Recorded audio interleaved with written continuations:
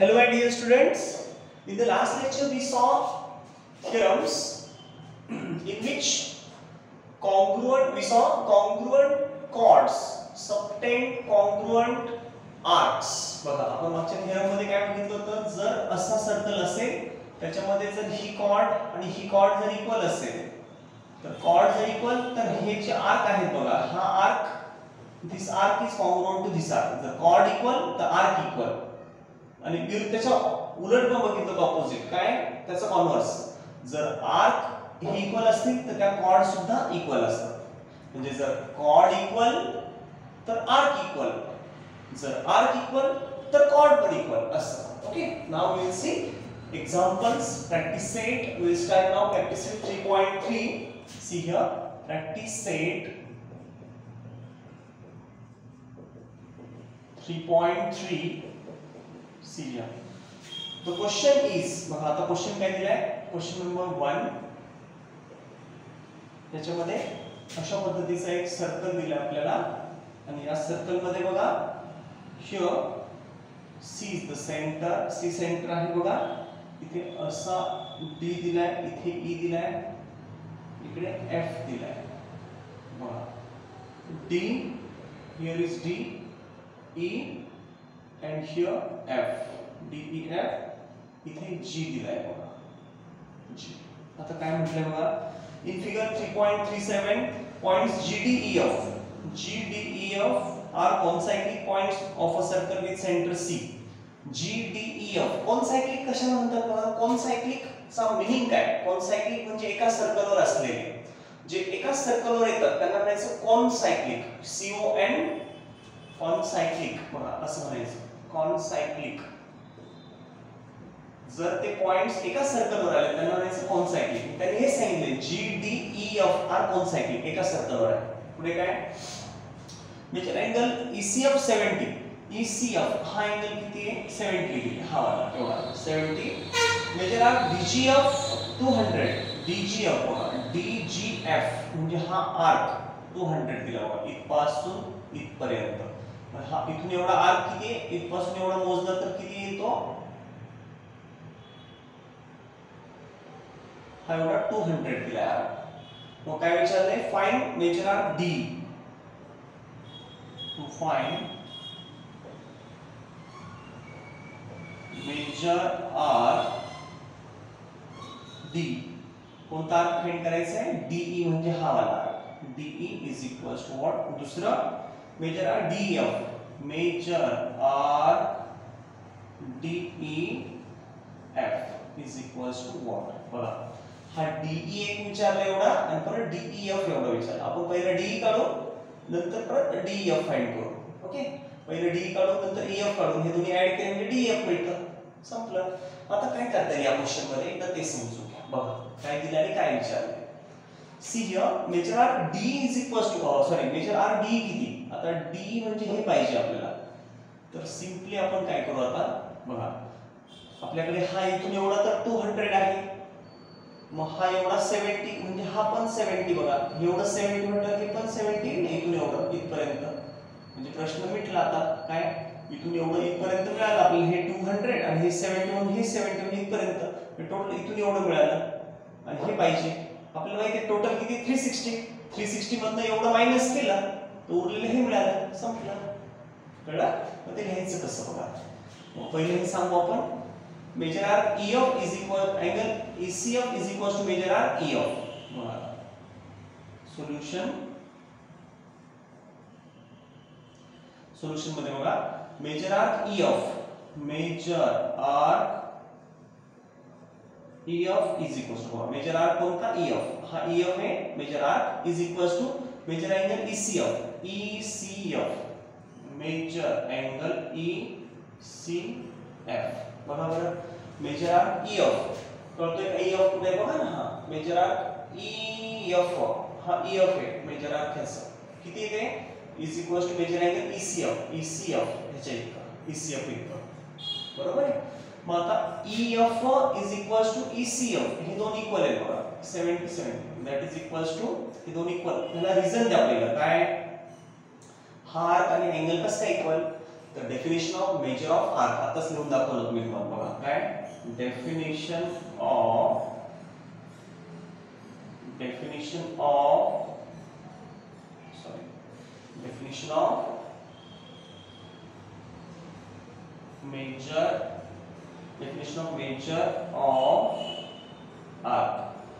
definition of major of arc असं म्हणायचं त्याला हे आणि हे इक्वल संपलं त्याला रिझल्ट बट मग आता ECF किती but angle ECF is equal to हा ECF किती 70 हा जर 70 ECF 70 हा सुद्धा 70 therefore मेजर आर्क EF हा जर 70 हा पण 70 that is equal to 70 म्हणजे बघा हा 70 आला आता आपण काय करू this plus this या तिघांची ऍडिशन करू मग बघा नाव मेजर आर्क DE बघा पहिलं हे इथून सुरू करू DE plus this तिघं पण ऍड करू this plus this मग DE मेजर नाव मेजर आर्क DE प्लस बघा मेजर आर्क हा DE plus DGF measure arc DGF measure arc DGF plus तिसरा हा DGF झाला आणि तिसरा EF measure arc EF measure arc EF and that is equal to पहिलं दुसरं आणि तिसरं that is equal to 360 degree इथे ह्याला रिझल्ट काय तिघांची ऍडिशन 360 का बरं तर आपण इथे सांगू शकतो मेजर ऑफ अ सर्कल हा टोटल सर्कल तयार करा ना मग त्याला म्हणायचं मेजर ऑफ अ सर्कल असं म्हणू शकतो आपण मेजर ऑफ सर्कल किंवा त्याला आपण असंही सांगू शकतो आर्क ऍडिशन केल्यानंतर जे येतंय समजा शक्यतो मला असं वाटतं आपण ह्या तिघांची ऍडिशन 360 इथे म्हणू आपण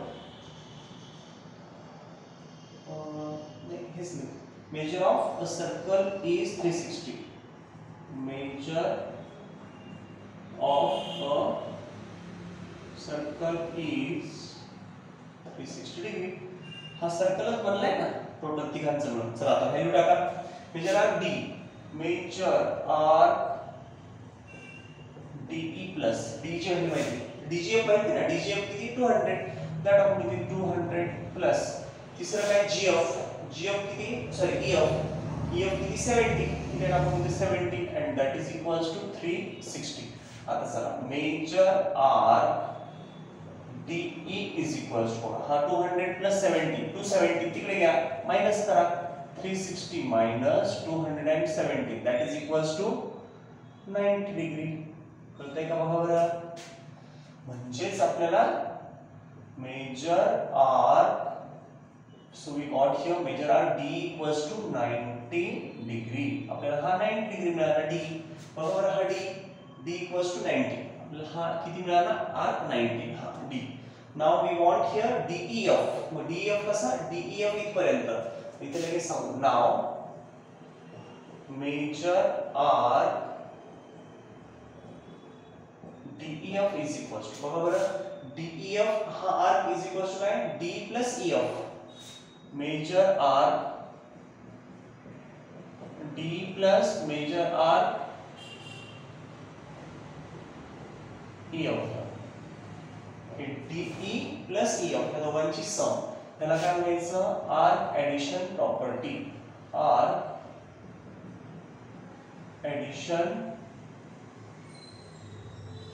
property हे arc ची ऍडिशन झाली चला व्हॅल्यू टाकून द्या मग बघा D किती आहे D 90 प्लस EF किती आहे EF असं आपण काढलं ना इथे EF 70 इथे 70 द्या त्याला फार झालं तर नंबर 1 द्या इथे मला फ्रॉम 1 90 plus 70 किती झाले 160 so we got here major arc DEF is equals to 160 degree जमेल का बघा बरं मेजर आर्क DEF किती आले बघा 160 डिग्री चला आता नेक्स्ट क्वेश्चन घेऊया आपण सर्वांना कळलंच असेल हे पटपट कॉपी करत चला फास्ट आता नेक्स्ट क्वेश्चन आपल्याला स्टार्ट करायचा आहे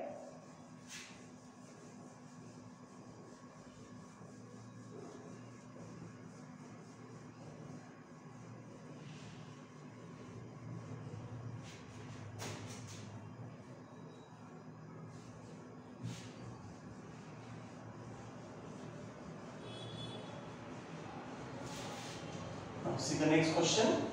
आपला नेक्स्ट क्वेश्चन बघा. क्वेश्चन नंबर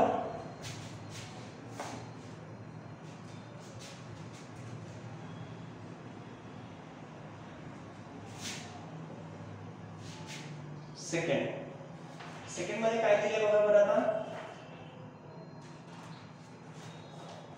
स्टार्ट केले त्याला बघा. In figure triangle QRS is an equilateral triangle, prove that. बघा क्वेश्चन नंबर सेकंड असा दिलाय सर्कल. या सर्कल मध्ये centre is here and one of the triangle is given like this. See, this is one of the triangle. Now here R, here S and here Q is given, QRS. Now triangle QRS is an equilateral triangle. हा QRS काय आहे? Equilateral triangle आहे. Prove that. आपल्याला काय prove करायचं बघा. To prove we have to prove first. काय prove करायचं पहिलं. Arc RES is congruent to arc RS कोणासोबत QS which is congruent to arc third. तिसरा कोण आहे QR. तिघ एकमेकांशी congruent. Next measure arc QRS.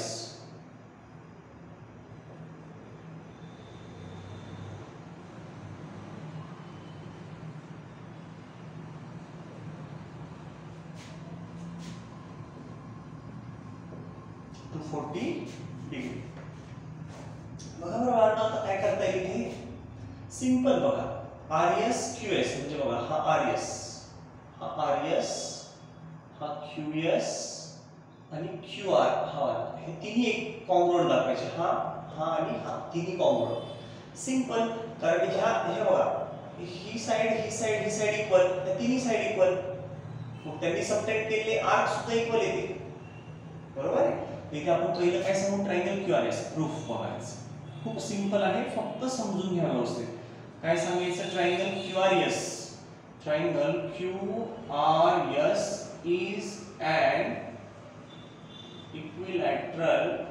is an equilateral triangle. QRS काय आहे. हा QRS equilateral triangle. therefore segment QR RS आणि QS.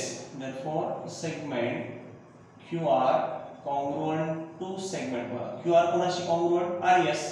segment RS which is congruent to segment QR RS आणि QS congruent to segment QS. मग आता हे तो equilateral म्हटल्यावर त्याच्या तिन्ही साइड इक्वल. बरोबर आहे. आता जर ही साइड आणि ही साइड इक्वल तर हिने सबटेंड केलेला हा आर्क, हिने सबटेंड केलेला हा आर्क आणि हिने सबटेंड केलेला हा आर्क ते इक्वल येते. इथे काय सांगायचं. Congruent chords subtend congruent angles.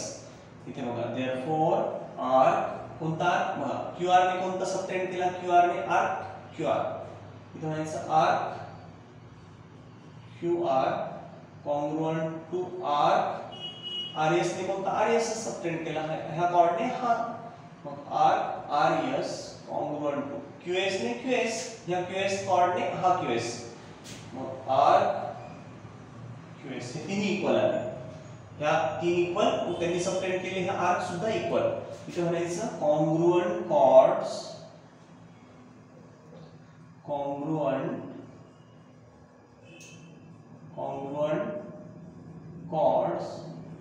Subtend म्हणजे त्या व्यापतात. असे व्यापून टाकतात. सबटेंड करतात.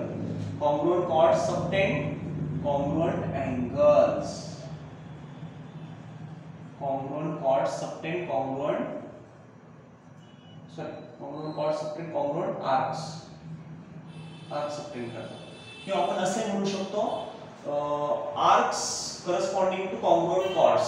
और ह्याला असं म्हणता येईल आपल्याला आर्क्स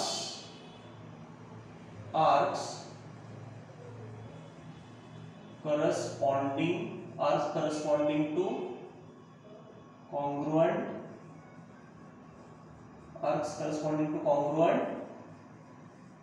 chords. हे पण चालतं. तर हे तुम्ही यूज करा वर्ड किंवा सॉरी सेंटेन्स किंवा हे सेंटेन्स यूज करा. हे reasonable. Arcs corresponding to congruent chords म्हणजे हे आर्क कशाला करस्पॉन्डिंग. ह्या कॉन्ग्रुएंट कॉर्ड्सला. म्हणजे कॉर्ड कॉन्ग्रुएंट म्हणून हे आर्क कॉन्ग्रुएंट असं आपल्याला सांगता येते.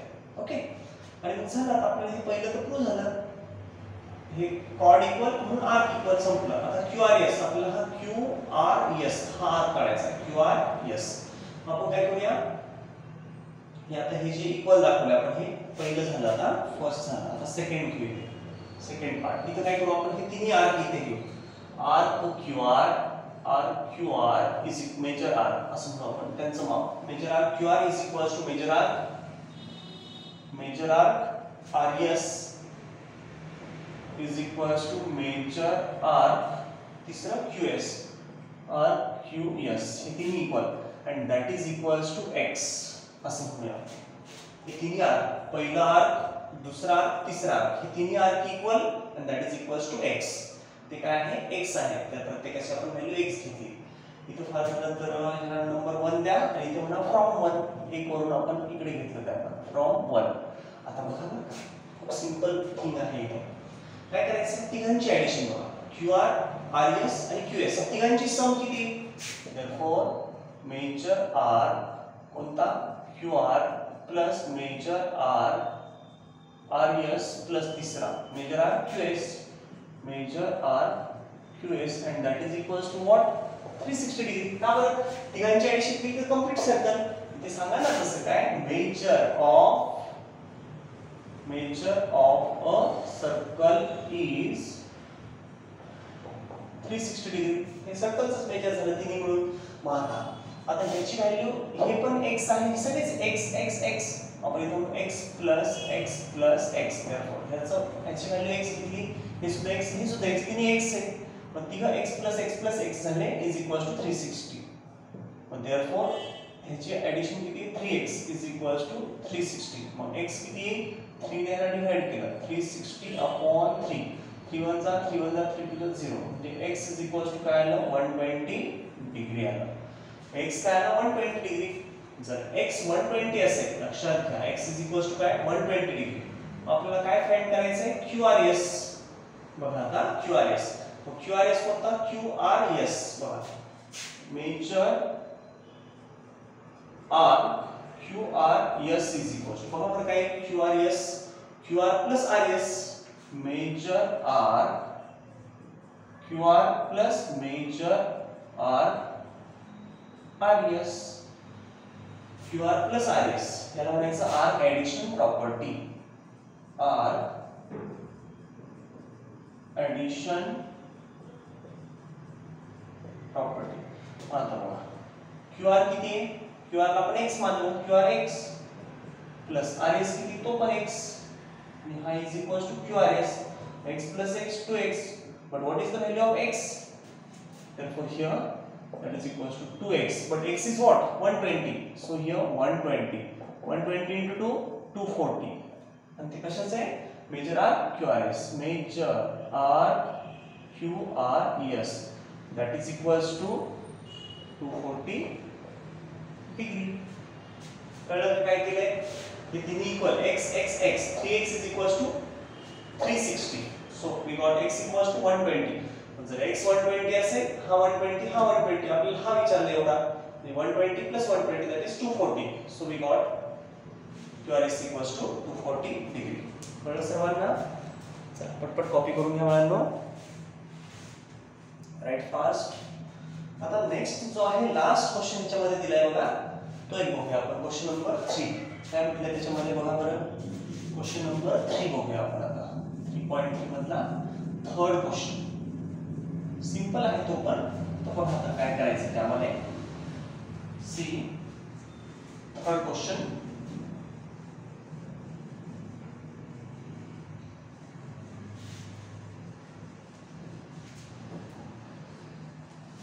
See here, third question काय दिलाय, in the figure chord AB is congruent to CD. लक्षात घ्या. Question number 3, circle is given like this.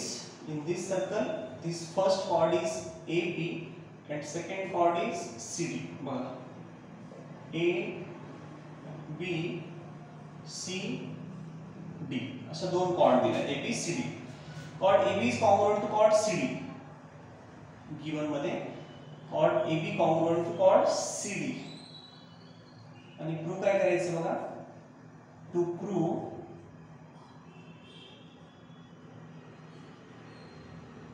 Arc AC congruent to arc BD. AC आणि BD म्हणजे हे दोन बघा, हा वाला आर्क या वाल्या आर्क सोबत कॉन्ग्रुएंट दाखवायचा. आणि गिवन मध्ये काय आता बघा proof. Chord AB congruent to CD. Chord AB congruent to chord बघा AB कोणासोबत ही एवढी ही chord sorry he chord AB congruent to chord CD. Congruent to chord CD. It is given. हे दिलेलं आहे बघा. This is given part. काय करता येईल बरं मग AB congruent to CD ह्या दोन chord इक्वल. जर ह्या दोन chord congruent असतील तर ह्यांनी सबटेंड केलेला हा आर्क आणि ह्या ACD ने सबटेंड केलेला हा आर्क इक्वल म्हणजे आर्क ACB इथे म्हणू आपण. therefore आर्क AB ने कोणता सबटेंड केला AB ने ACB. Arc ACB congruent arc हा ACB कोणासोबत कॉन्ग्रुएंट CBD. आर्क CBD बघा ACB congruent to CBD हे दोन आर्क इक्वल. का बरं इथे रिझन द्या. Arcs corresponding to congruent chords. हे आर्क कशाला करस्पॉन्डिंग आहे arcs corresponding to congruent chords. Arcs corresponding to congruent chords. आता बघा ACB आणि CBD. ACB CBD पण ACB ला आपण असं लिहू शकतो का AC plus CB लिहिता येईल ना.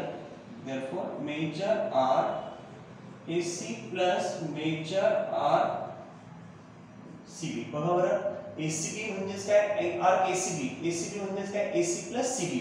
AC plus CB that is equals CBD. बघा CBD म्हणजेच CB plus BD. Arc CB major R CB plus major R BD. CB plus BD दोन्ही साइड्स ना CB CB आलं कॅन्सल. उरलं काय AC इक्वल्स टू BD. इथे बघा measure R AC is equals to measure R BD. आणि काय prove करायचं होतं arc AC congruent to BD ते झालं इक्वल. मेजर इक्वल म्हणजे arc equal. therefore arc AC congruent to arc BD तेच प्रूव्ह केलं बघा AC. हा आणि हा इक्वल त्यातला हा कॉमन पार्ट काढला तर उरलेले दोन इक्वल. पटपट कॉपी करून मुलांनो. Okay thank you students.